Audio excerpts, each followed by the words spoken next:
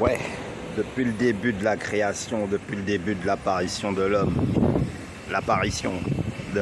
pas la naissance de l'homme sur la terre, eh ben, il a fallu évidemment qu'il se nourrisse, qu'il se loge, donc qu'il habite quelque part de sécuritaire et de confortable, autant que possible, et aussi principalement se soigner.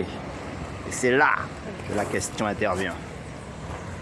Comment ils auraient pu savoir quelle plante sélectionner pour telle ou telle maladie, telle ou telle douleur, tel ou tel coup reçu, ou pire encore, depuis l'époque de la naissance de l'homme sur la terre.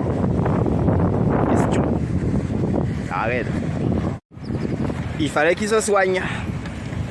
Les plus petits, bébés, enfants, ados, et puis les plus grands aussi, c'est-à-dire les adultes, femmes et hommes. Mais par quelle intelligence, par quel miracle, ils ont pu sélectionner les plantes? Parce qu'il y a des millions de plantes, hein.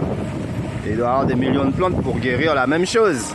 Mais par quel miracle ils ont pu faire des incantations, ils ont pu faire des mélanges, ils ont pu faire des thés, des tisanes, des frottements, mélanger différentes plantes, différentes matières, même des fois avec la terre, hein, qui servait aussi à guérir certaines choses.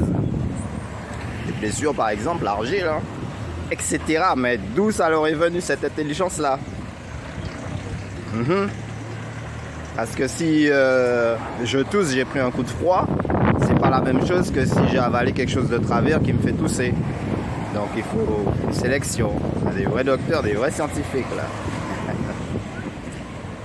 Alors on va réfléchir. Mais quels sont les peuples, les nations qui, préhistoriquement parlant, étaient avancés en matière de médecine et de soins? Bon, on peut déjà citer les Africains, des anciennes tribus. On peut citer les Indiens dans la vallée de l'Indus. On peut citer les Birmans, les Cambodgiens, les Thaïlandais sont assez pointus, experts en matière de médecine des plantes, médecine naturelle, méditation transcendantale. On peut citer les Chinois. On peut citer quelques peuples au niveau de la péninsule arabique. On parle de la préhistoire là.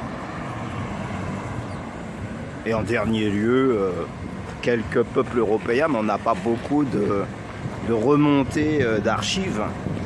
Comme quoi les peuples européens étaient très expérimentés en matière de soins et de médecine. On n'a pas beaucoup d'archives.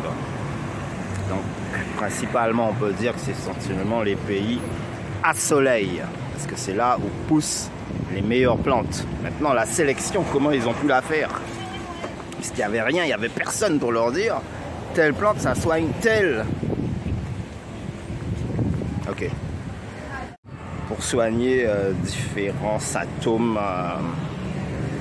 en vogue. Donc pour soigner différents symptômes en vogue. Ensuite il y a les dosages. Il fallait qu'ils aient quand même une certaine intelligence, expérimenter deux ou trois mélanges pour savoir si le dosage était bon. Et tout ce qui est incantation, donc encens, soufre et divers parfums, divers embaumements, et bien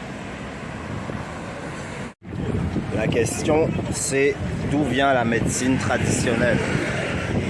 C'est la question. Et toute la question sera toujours de savoir, mais par quel miracle, par quelle illumination, par quel heureux hasard, ils ont pu imaginer et concevoir les premiers remèdes, les premiers médicaments. Croire que les mecs ils étaient vachement éclairés quoi.